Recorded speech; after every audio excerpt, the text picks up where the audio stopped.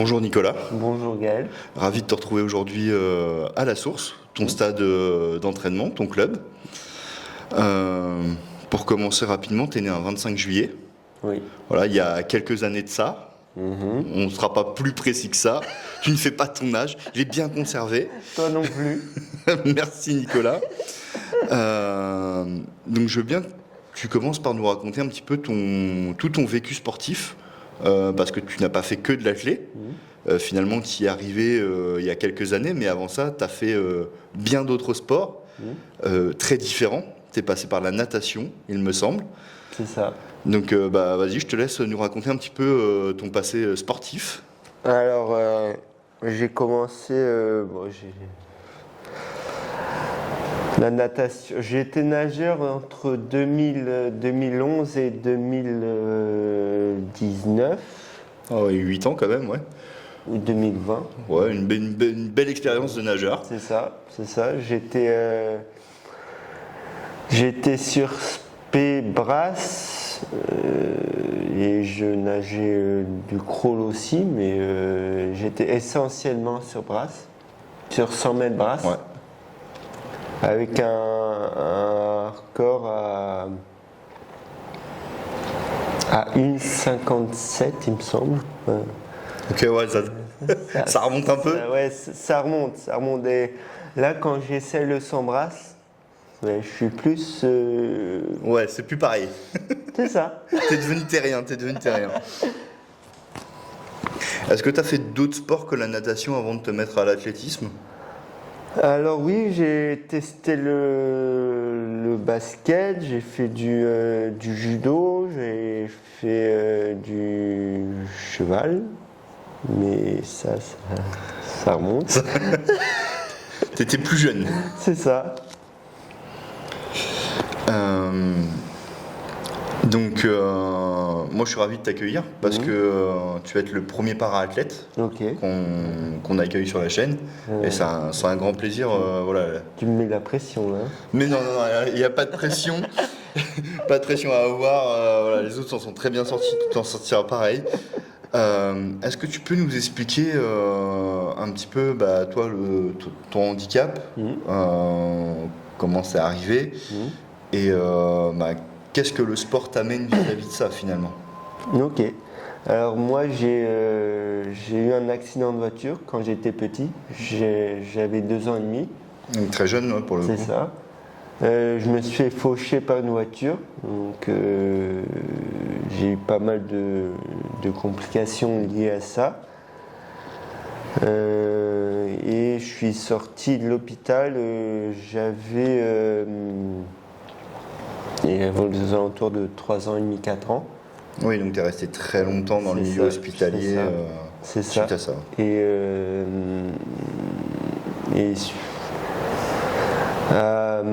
à ma sortie de l'hôpital, donc ce qui était bien, c'est que je réapprenais à marcher. Et justement, avec ma sœur, on a 2 ans d'écart et du coup, on a tout réappris ensemble. D'accord, oui. Notamment à marcher, parce que vu que moi je suis sorti de l'hôpital, j'avais.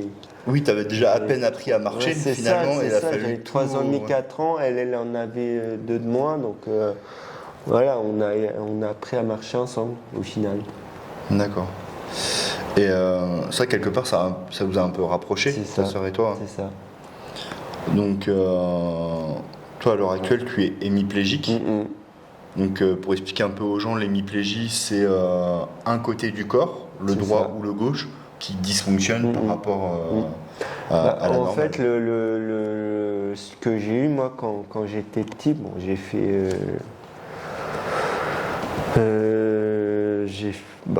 pas mal de choses liées à l'accident. J'ai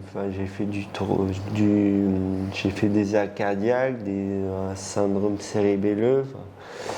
Oui, voilà, il y a beaucoup de choses qui étaient liées. C'est ça, et en fait, j'ai fait une hémiplégie à gauche, mais j'avais le syndrome cérébelleux sur tout le corps, donc du coup. Oui, tu étais quand même handicapé aussi à droite.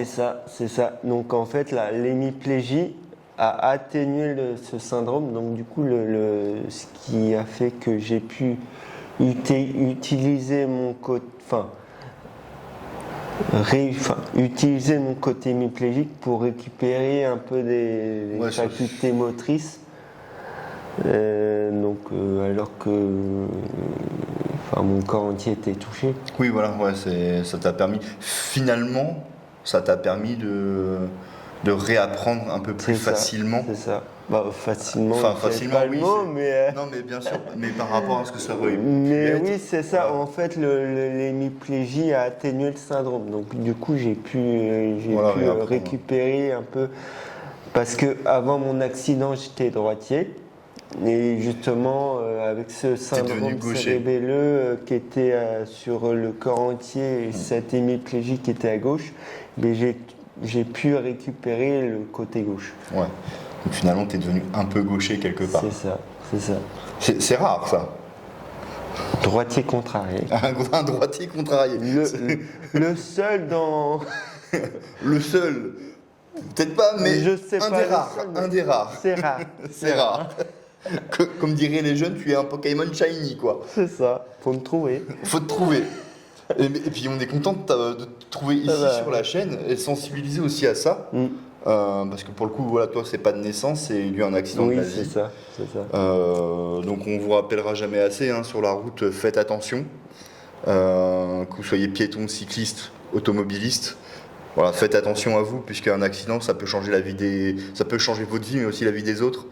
Et c'est pas. Voilà, c'est vite arrivé surtout. Ouais, c'est vite arrivé et ça peut avoir de lourdes conséquences. C'est ça. Après toi, ça t'a pas empêché de rebondir, de réapprendre, comme tu nous l'as dit. Et est-ce que le sport pour toi, ça a été.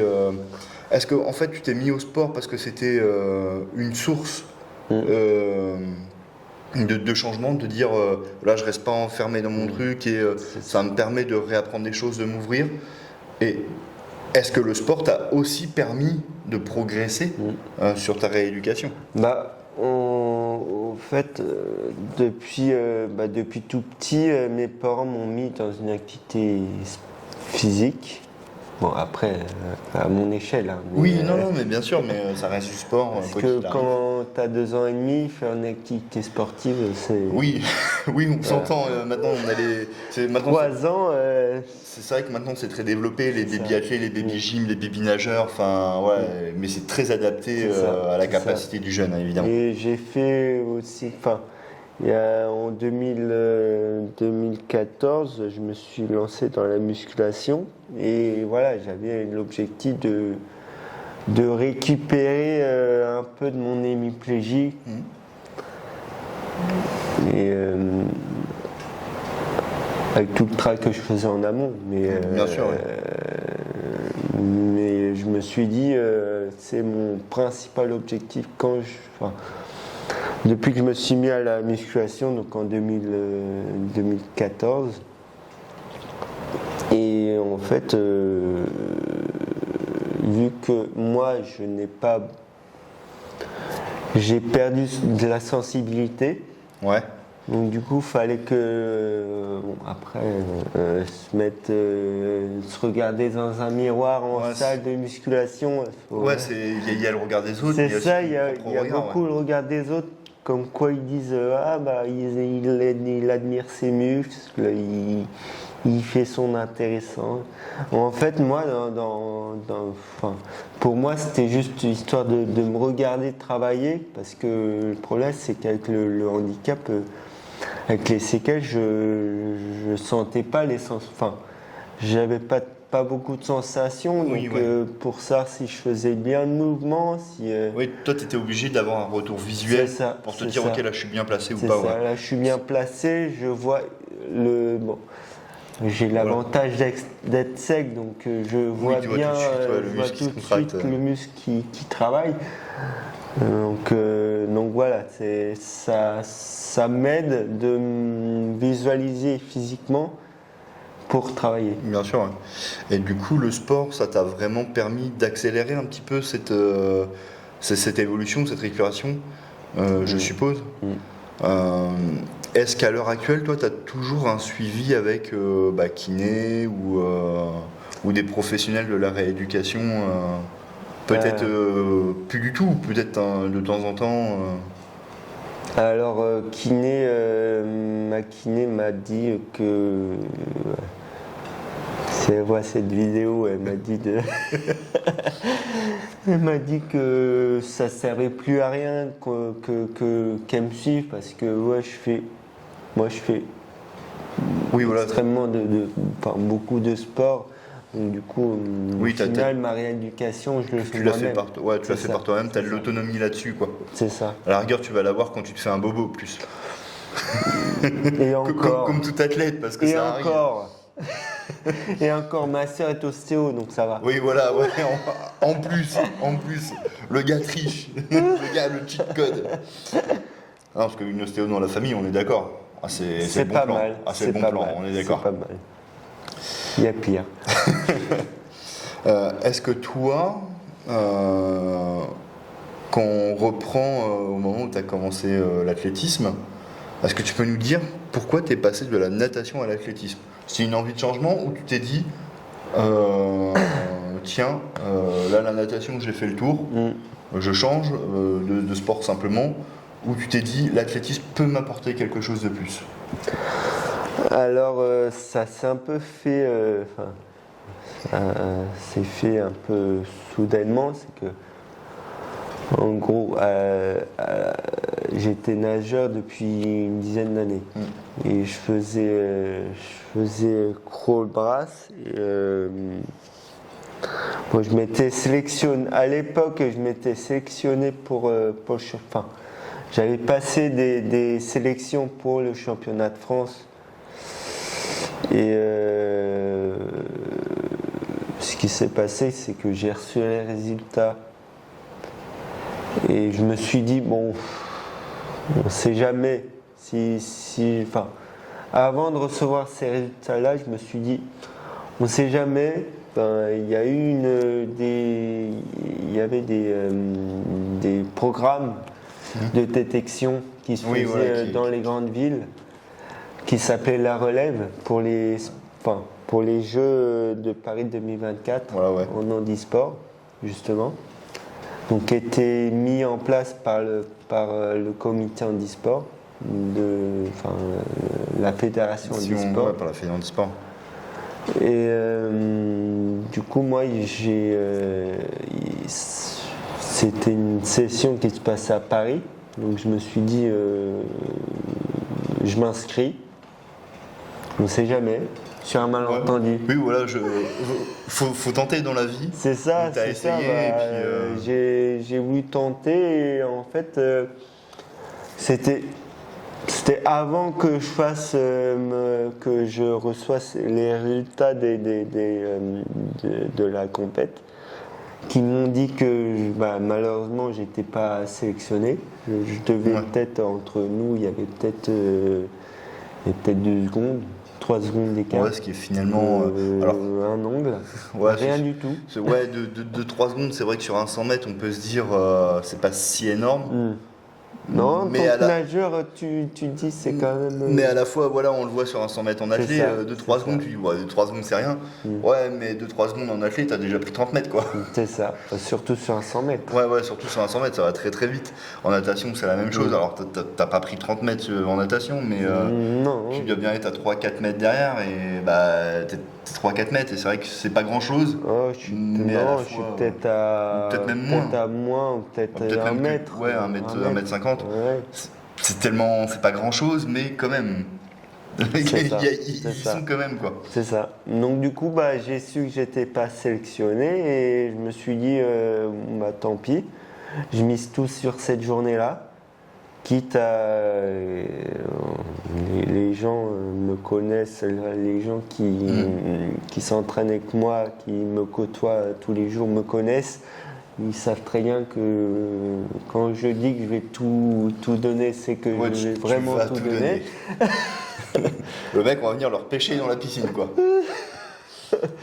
Donc du coup, en fait, ce qui s'est passé, c'est que j'y suis allé avec cet objectif en tête de tout donner. J'y suis allé avec ma mère. Et donc ça se passait sur une journée, il y avait des tests Et tous les tests.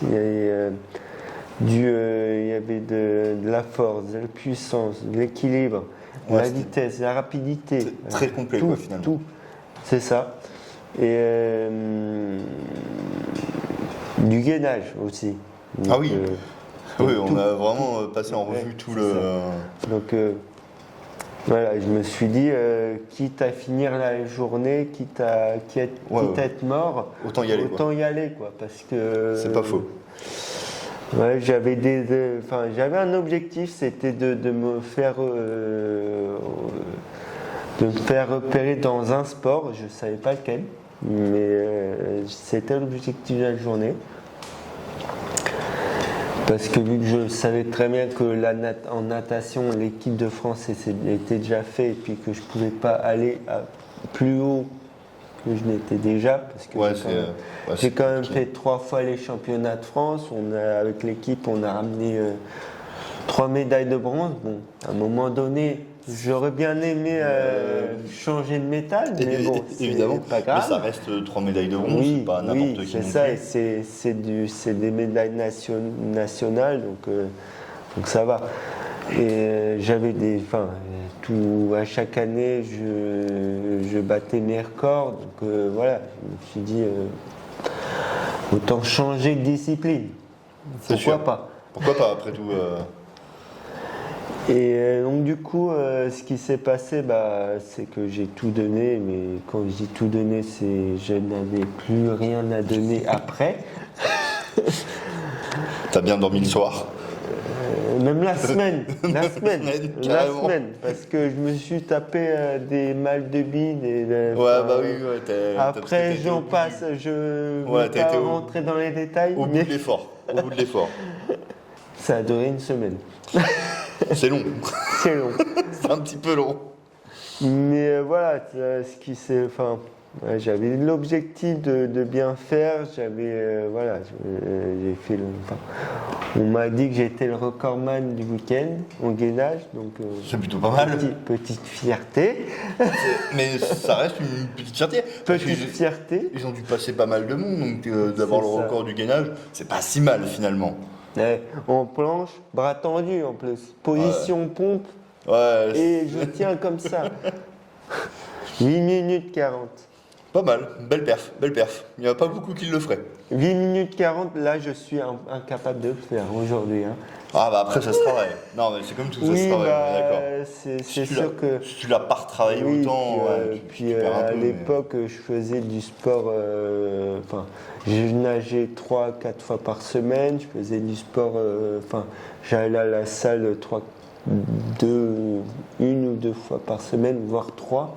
Ouais, donc voilà, je faisais beaucoup de gainage, vu que j'étais nageur et que je faisais de la brasse, donc du coup il fallait que je sois gainé à fond voilà. Oui, là t'as pas le choix. Je nageais, donc non, j'ai pas beaucoup de choix, mais aujourd'hui, tu me demandes de faire 8 minutes 40 en planche, je te dis fais-le avec moi.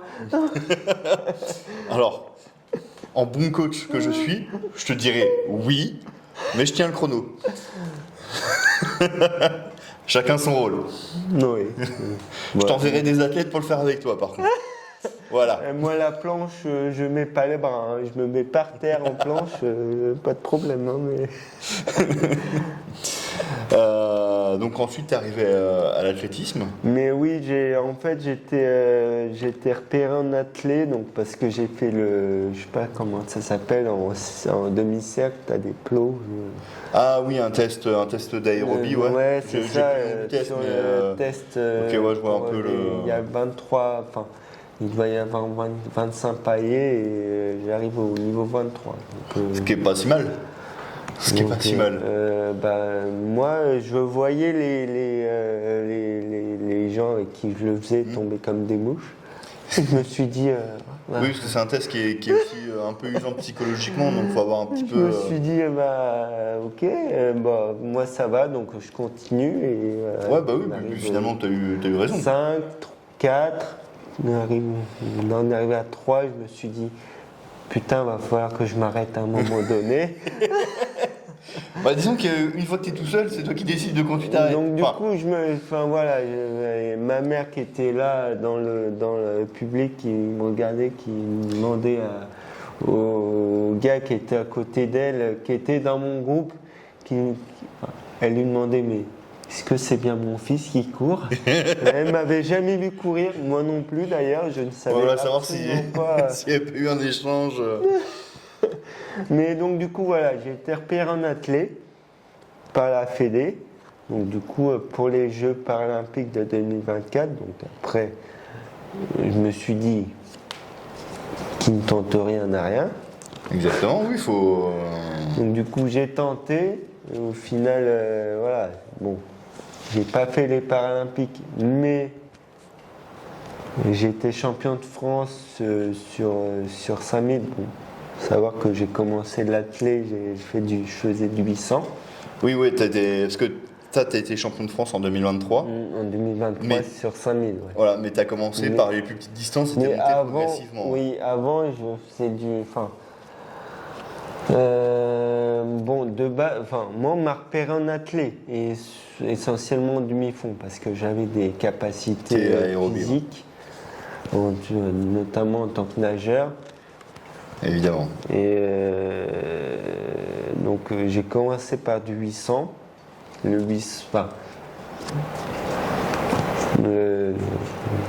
Aussi, par rapport à mon handicap, c'est que sur 400 mètres, il faut garder son couloir et en sachant que de temps en temps, tu bifurques un peu. de temps en temps, je pars à droite, j'arrive à gauche ou inversement. Effectivement, ouais, le demi-fond, t'étais plus c'est ça, facile à gérer. C'est ça. Et j'avais pas le fait de me dire je garde ma ligne droite, je garde mon couloir. Ouais, parce que 800 mètres, c'est que les 100 premiers mètres dans le virage et après tu te rabats. Et sur les autres distances, tu as un rabat direct, donc tu n'as pas de souci. Donc sur 5000 par exemple, ou 1500, on se rabat directement. Donc moi je me dis, voilà, c'est toujours mieux. Bah, c'est plus pratique, on va pas se cacher, c'est plus pratique. Pour moi, c'est plus pratique en tout cas. Donc ça fait combien de temps que tu fais de l'athlétisme Alors j'ai commencé en 2019. Voilà, 2019, juste avant Covid. C'est ça. Tu as été le premier athlète parasport de l'EcoCJF Athlétisme, ton club, le mien aussi. Recensé. Recensé, oui, mais voilà, tu as initié, on va dire, cette section-là. Oui, moi, je me rappelle t'avoir vu au début où effectivement on voyait qu'il y avait un handicap. Et maintenant, à part quand tu es vraiment très fatigué en fin de séance, bah, ça se voit plus finalement. Ça se voit ou très légèrement, mais enfin, ça s'est effacé. Tu as vraiment progressé en motricité. Et déjà, bravo pour ça. Bah, merci beaucoup. Parce que changer de sport comme ça, la natation, c'est vrai que c'était peut-être un sport un peu plus, entre guillemets, facile, puisque tu es un sport porté. T'as pas de contraintes, pas trop de contraintes mécaniques sur les articulations. D'avoir fait le changement, de t'y avoir mis, et puis tu as initié la section handisport, qui compte maintenant 5 athlètes. Ouais. Il y a Marie, sur le sprint et la longueur qui a fait les Jeux 2024, la plus jeune de la délégation paralympique. Il y a 2 athlètes qui ont rejoint le groupe d'André, un athlète non-voyant avec son guide et un athlète amputé avec l'âme. Et puis Alice, que j'ai le plaisir d'entraîner au lancer, qui comme toi malheureusement est devenue une para-athlète suite à un accident de la vie, malheureusement. Mais voilà. Bravo et merci à toi d'avoir initié ça. Il y en a un autre là qui va s'entraîner à la vallée, qui est venu hier. Parle-nous-en. En fait, il y a alors moi j'ai vu l'année où je suis devenu champion de France, il y a un metteur en scène qui m'a contacté suite à ça. Parce qu'en fait, lui, il fait beaucoup ce metteur en scène, il fait beaucoup d'histoires liées aux problèmes de la société. Et donc là, il a pris la décision de faire une pièce sur le sport et le handicap. Donc cette pièce est jouée, ça fait maintenant 1 an et demi qu'elle est jouée. Un jour, elle est passée à Neuville-aux-Bois. Donc ce fameux athlète là, il est venu voir la pièce à Neuville-aux-Bois. Et à la fin de la pièce, il est venu me voir. Il m'a demandé s'il y avait un club dans la région. Et je lui ai dit que oui, j'étais à l'éco-CJF. Donc là, hier, je pense que ça date pas d'hier, mais voilà, il a pris contact avec le club justement par rapport parce qu'il est venu me voir la pièce à Neuville-aux-Bois et ça lui a permis de franchir le cap et de venir il a franchi au moins un découvrir. pas et il est allé découvrir l'athlète et lui il va s'entraîner à la vallée. Donc, mais après voilà, ça permet d'avoir sur les 3 sites d'entraînement finalement des para-athlètes. C'est ça. Donc du Et coup, tant mieux, et ça en fait un de plus. Oui. Et on peut s'en féliciter puisque c'est de l'inclusion. Parce que au tout début, toi tu t'entraînais avec Evelyne Collinet, qui est prof de PS à côté. Et qui était ma prof en fait. Et qui a été ta prof. Et voilà, qui a fait beaucoup de travail avec toi sur de la motricité, tout ça. Et après, le but, c'est, en tout cas au niveau du club, dès que c'est possible, de vous intégrer au groupe de spécialité et vous vous entraînez avec les valides et ça pose pas de problème. Enfin, moi, je trouve que ça se passe très bien en lance avec Alice. Toi, en demi-fond, je vois que ça se passe bien. Donc, moi, je trouve que c'est une très belle chose. Moi, c'était l'objectif que j'avais, c'était de changer le regard des autres sur le handicap je pense que c'est ce que je suis en train de faire là. Et en fait, moi qui suis très compétiteur. Oui, forcément. Après, j'ai eu des problèmes liés au handicap, parce que quand je cours, je laisse. Le problème, c'est ce que j'explique souvent aux autres, parce que souvent ils me disent pourquoi tu es par terre à chaque séance. Oui, et en fait, voilà. Pourquoi t'es par terre à chaque séance? Pourquoi ceci? Pourquoi cela? Oui, ça c'est peut-être un peu embêtant tout le temps. C'est ça, parce qu'il y a comme quoi le regard des gens, des fois, il n'est pas si facile. Pas si facile. Mais il n'y a pas si longtemps, je me suis fait. On m'a crié dessus, genre Nico, pousse-toi de la piste parce que on était beaucoup sur la ligne. Parce que on commence à être nombreux, Voilà. Et moi, ce que je leur ai dit, oui, c'est pas que tu veux pas, c'est que moi, le problème, c'est que je ne peux pas faire autrement. Moi, j'ai une hémiplégie à gauche, donc instinctivement, je ne peux pas tourner à gauche. Oui, donc tu es obligé d'aller à droite. En sachant que la corde... Elle est à gauche. Toi, tu prends les autres couloirs. C'est compliqué. C'est plus compliqué. C'est compliqué. Donc c'est aux autres... oui, c'est à moi de faire attention. Mais les autres, le sachant, doivent anticiper aussi. Les autres, ça serait bien qu'ils anticipent parce que... après...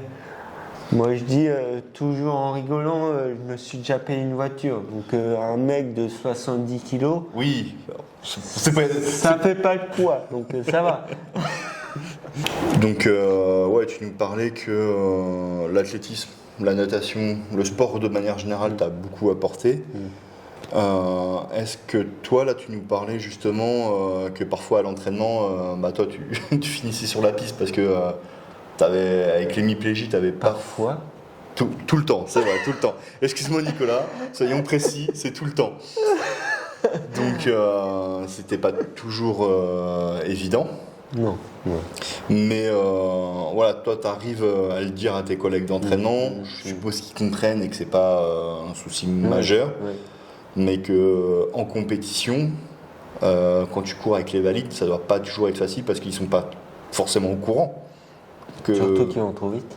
et qu'en plus ils vont trop vite. Après, voilà, toi, tu as décidé d'avoir du challenge. Oui, Un peu malgré toi, hein, on est d'accord. Mais voilà, est-ce que toi, t'aimerais dire quelque chose aux gens concernant le handicap, le tien, mais pas forcément que le tien, le handicap peut-être en général Moi, je pense que peu importe notre problématique, que ça soit handicap ou couleur de peau ou voilà, orientation sexuelle ou j'en passe. Voilà, ouais, quelle que soit la chose sur laquelle on est attaqué, quoi, finalement. C'est ça. Allez-y.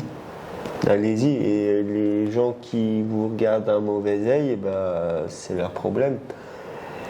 Et en fait, on connaît notre propre valeur, ce qui n'est peut-être pas le cas des autres, ils ne connaissent peut-être pas. Et en fait, en réfléchissant bien, c'est qu'il y a peu de personnes dans le club qui m'ont demandé ce que j'avais eu, de peur de me blesser, de peur de dire. Oui, parce que ça peut être. Voilà, ils voulaient peut-être pas te blesser non plus. Ils ne savent pas si toi c'est facile d'en parler ou pas. C'est ça, et je leur dis, venez. Oui, parce que pour le coup, tu es très ouvert à la discussion sur le sujet. De toute façon, qui ne tente rien à rien, c'est toujours la même chose. Exactement, oui. Oui, la vie, c'est une question c'est ça, et puis, de saisir sa chance aussi. C'est clair que quand les gens ils osent pas venir en parler parce que de peur de blesser ou que sais-je, je veux dire, le regard passe par là justement. Oui, aussi. Puis l'intégration passe par là, c'est que faut s'intéresser aux autres. Ce qui est des fois plus difficile à dire qu'à faire, plus facile à dire qu'à faire. Mais voilà, faut s'intéresser aux autres, les intégrer, voilà, c'est une forme d'intégration comme une autre. Oui, c'est de l'échange finalement. C'est ça.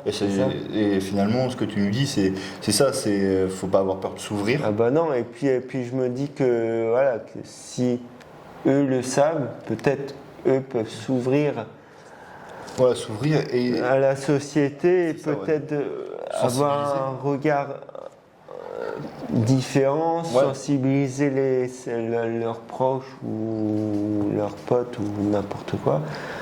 Et voilà, et c'est comme ça qu'on évolue dans la vie. C'est que c'est pas en évitant à tout prix de parler de choses qui blessent. Ce qui n'est pas mon cas, mais voilà. Oui, parce que pour certains ça pourrait être plus difficile. C'est ça. Parce que tout le monde n'en est pas au même point dans l'acceptance de son handicap. C'est pas toujours facile pour tout le monde, faut se le dire aussi. Mais c'est vrai que toi, tu as une parole qui est très libérée vis-à-vis de ça. Tu fais beaucoup de prévention et tu interviens un petit peu, parce que je t'ai fait intervenir l'année dernière auprès d'écoles. Alors là, c'était dans une classe de collégiens. Est-ce que ça, pour toi, ça a fait vraiment du sens parce que vous étiez deux à intervenir. Donc il y avait Quentin Chenu et qu'on salue. Pour le coup, voilà, un athlète valide. Et toi Enchanté, Quentin.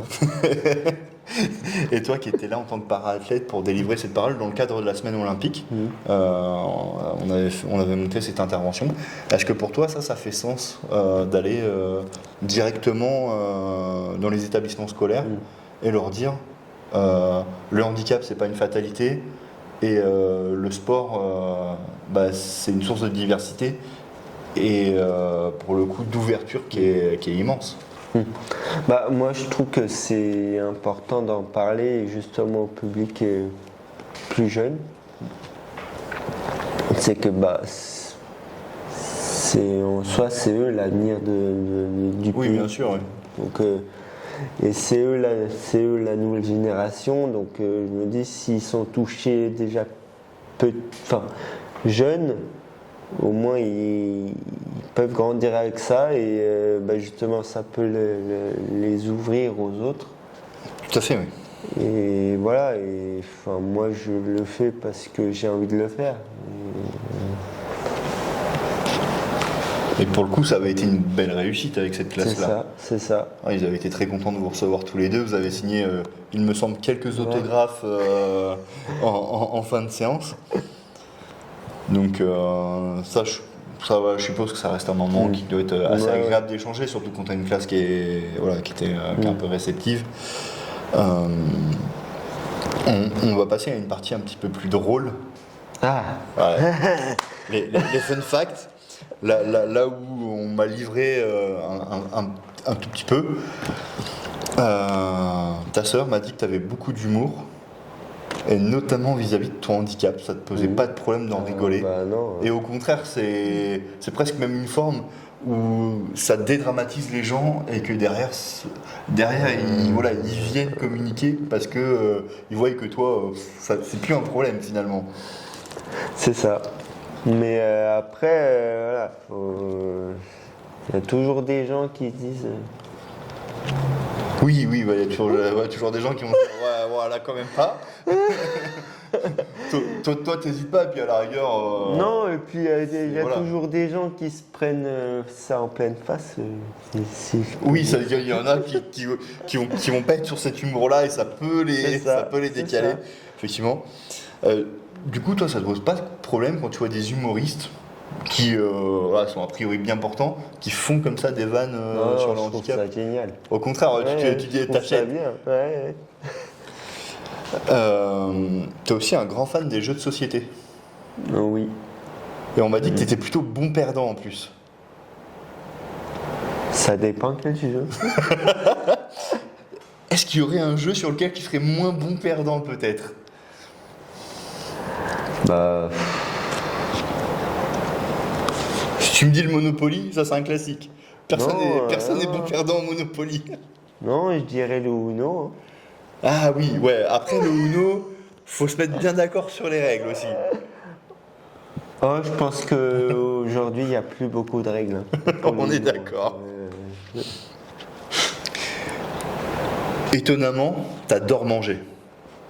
Après, avec tout Qui t'a dit ça ? On m'a dit que t'adorais manger. Sauf une chose. Les pâtes au beurre. Un sportif qui aime pas les pâtes au beurre. Non, bah ça, les pâtes au beurre... C'est pas ton délire. C'est pas bon.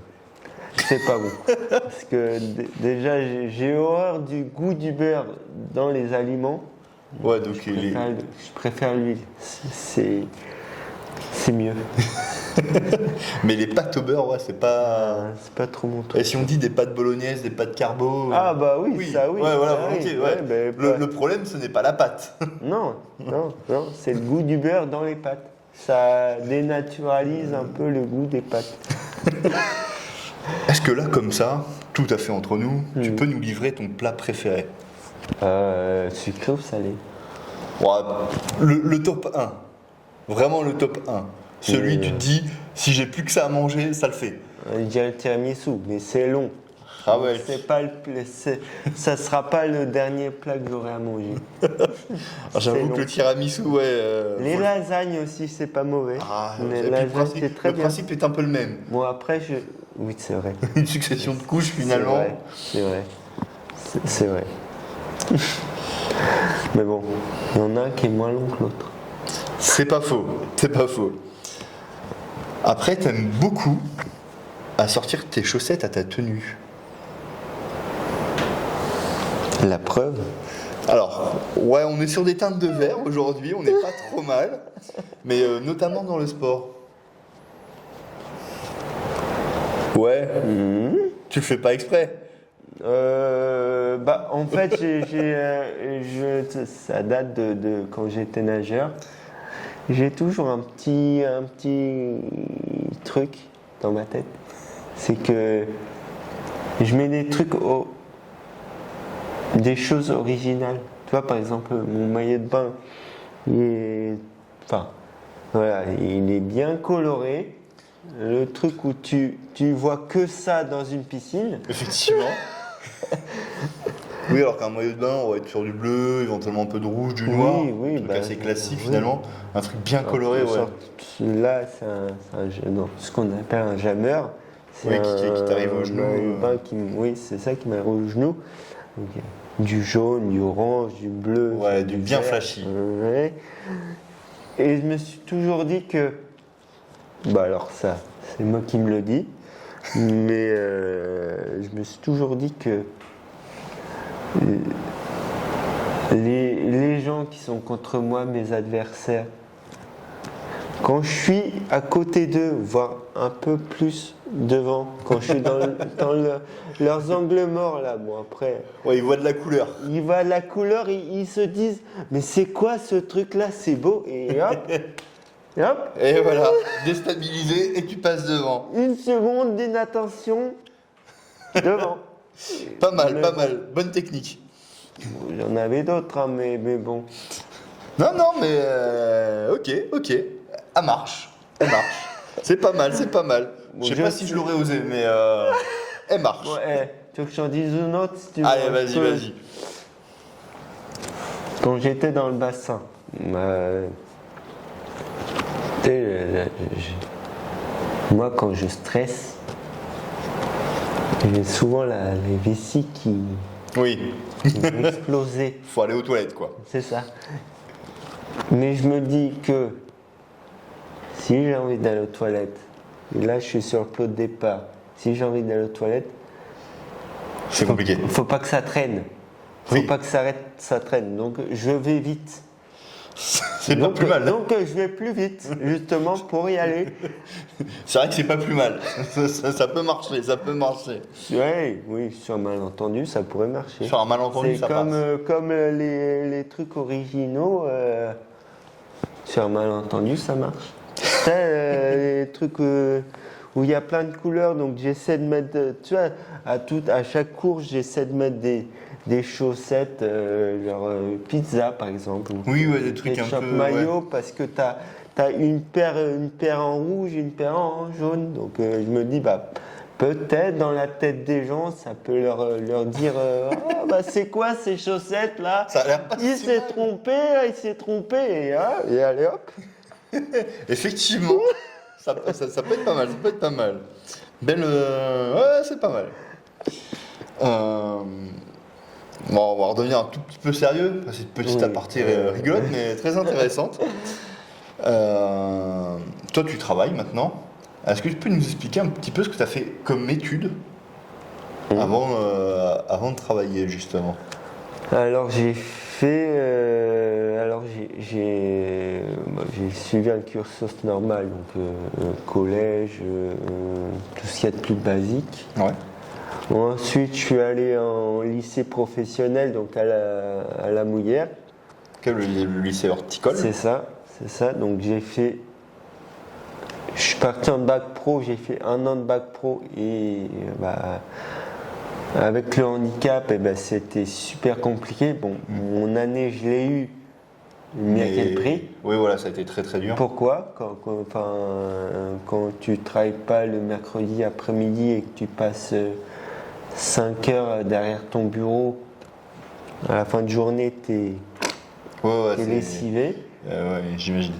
Et donc du coup, voilà, c'était très dur. Donc les profs m'ont dit, parce que là, il y a des gens qui décident à ma place.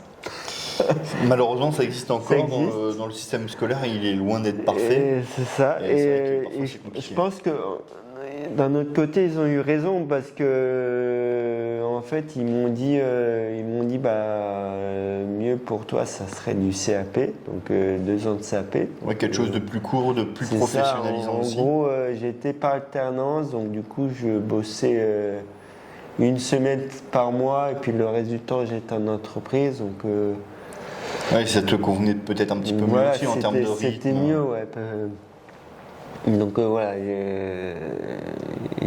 c'était plus adapté.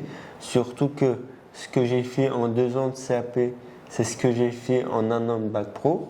Donc ouais, Donc, finalement, je me dis, voilà. finalement, c'est bien. Voilà, tu as revu les notions, mais tu les avais déjà. Et c'est sur un rythme.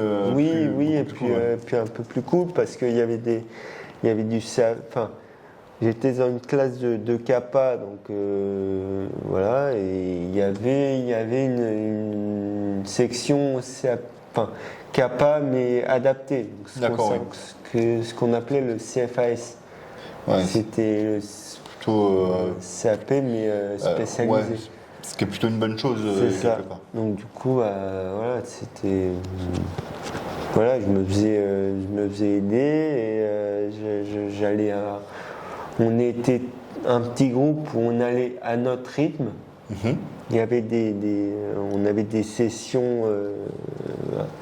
On était en cours avec les autres et il y avait des sessions où on allait en CFAS. Et du coup, ça m'a permis d'avancer, mais voilà, comme je disais, à mon rythme. Ouais, et c'était peut-être plus facile. C'était plus facile et adapté, donc du à coup ton c'était besoin. plus adapté, ouais. Et donc du coup le CAP je l'ai eu. Ce qui était bien, c'est que je pense que dans ma vie j'ai toujours de la chance en fait. Et je suis sous une bonne étoile parce que en gros voilà, on apprenait. Moi j'avais appris une technique en cours. En TP notamment, c'était de faire un angle droit D'accord, ouais. en pavage, enfin pour faire un pavage. Pour faire un pavage, ouais. Ce qui n'est pas forcément évident à faire. Non. Donc du coup, voilà, mon père, il m'avait, bon, vu qu'il est très bricoleur, il m'avait bidouillé une sorte de compas avec la trace de mes doigts pour tenir l'outil plus le cordeau et que je puisse tracer un arc de cercle. Ouais, ce qui était pour toi plus facile. C'est ça, donc du coup c'est ce qu'on appelle la méthode 3-4-5, donc 5 étant l'hypoténuse, Oui. 4 étant un côté et l'autre côté c'était 3. Donc ce qui servait à faire ce qui te permettait de croix pour avoir l'angle droit. Enfin bon, après c'était il y a longtemps, donc les bases sont plus là, mais voilà. Tu avais trouvé quelque chose. C'est ça. Adapté à toi. On avait révisé, beaucoup révisé avec mon père cette méthode et arrivé à cet examen, Nicolas Ramon, angle droit sur pavage. Je me suis dit, tiens. Tiens, c'est celle-là que j'ai révisée. C'est original ça. Ça, je sais faire ça. Donc du coup, j'ai eu 15 voire un peu plus. Oui, tu as une très bonne note. J'ai eu une bonne note. Donc voilà, je me suis dit. L'essentiel est là. C'est ça. Et puis je me rappelle aussi d'une fois où on a discuté avec ma prof de CFAS justement d'un sujet.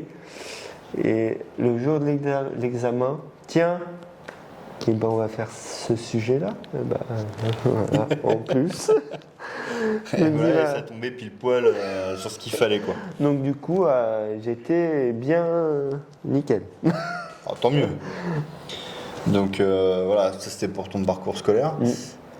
Tu peux nous dire un petit peu dans quoi et où tu travailles maintenant ? Alors j'ai fait pas mal de chômage, j'ai fait pas mal d'entreprises et là j'ai monté mon entreprise qui marche pas très bien, donc pas super bien en ce moment parce que le temps fait que ça permet c'est un peu compliqué. C'est un peu plus compliqué. Et du coup voilà, c'est de la fabrication d'huile. Que je suis en train de voir ce qui serait possible de faire à côté.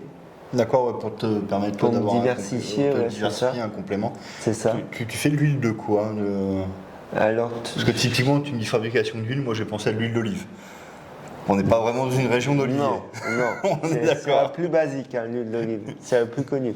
Mais non, je fais pas d'huile d'olive, donc je fais tout ce qui est graines oléagineuses et fruits à coque. D'accord, donc ouais, huile de noix, huile C'est de ça. lin, huile, voilà. C'est ça. Des huiles un peu moins connues, mais tout Mhm. aussi bonnes. C'est ça. D'ailleurs. C'est ça. Bon, moi, ce que je voulais faire quand j'ai monté l'entreprise, c'est de faire des huiles que à la sortie personne connaît. Voilà, mais qui sont tout aussi bonnes et qui ont un apport C'est ça, en plus. c'est ça. Du coup, des huiles un peu originales. Donc, tu vois, par exemple, j'avais un client qui était en Eure-et-Loire, qui faisait de la courge. Je me suis dit, tiens, pourquoi pas faire de l'huile de courge? Oui, l'huile, ouais. Effectivement, ça peut être. C'est original. J'avais un client qui faisait du chanvre, bah, pourquoi pas faire de l'huile de chanvre? Parce que personne connaît.